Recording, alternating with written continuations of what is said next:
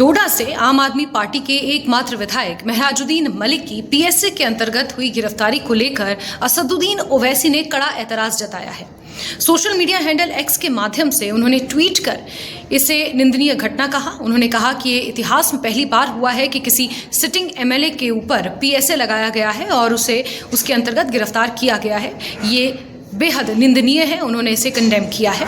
इसके साथ ही उन्होंने सरकार पर यह आरोप भी लगाया कि पीएसए जैसे कानून का इस्तेमाल हमेशा से विपक्ष की आवाज़ को दबाने के लिए सरकार करती रही है।